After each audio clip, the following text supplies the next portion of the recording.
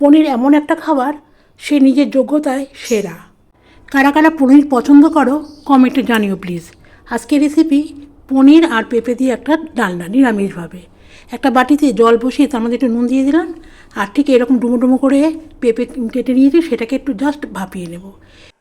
এদিকে পনিরগুলোকে একটু হলুদ, সামান্য একটু লাল লঙ্কার গুঁড়ো, নুন আর 1 চামচ মতন ময়দা নিয়ে পনির উপরে দিয়ে বেশ হালকা হাতে মাখিয়ে নেব।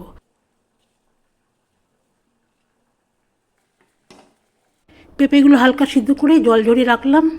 কড়াইতে তেল দিয়ে পনিরগুলোকে প্রথমে ভেজে নেব।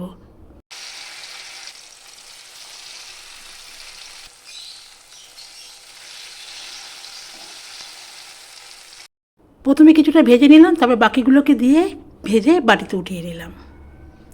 কড়াইয়ের মধ্যে সর্ষের তেল দিয়ে দিয়েছি, একটা তেজপাতাকে ছিঁড়ে দিয়েছি, একটা শুকনো লঙ্কা আর সামান্য একটু সাদা জিরে, গোটা গরম মশলা ফোড়নে দিয়ে দিলাম।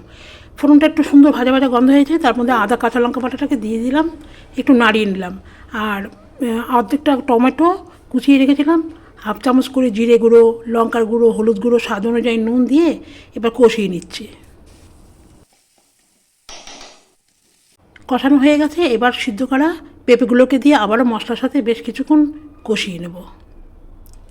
কষানোটা হয়ে গেছে, এবার পরিমাণ মতন জল দিয়ে দিচ্ছি।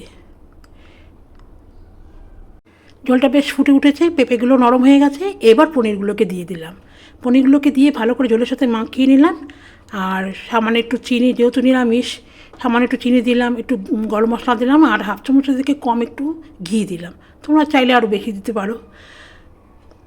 এবার আর একটু ফুটিয়ে নিয়ে বেশ কিছুক্ষণের জন্য ঢেকে রেখে দেবো।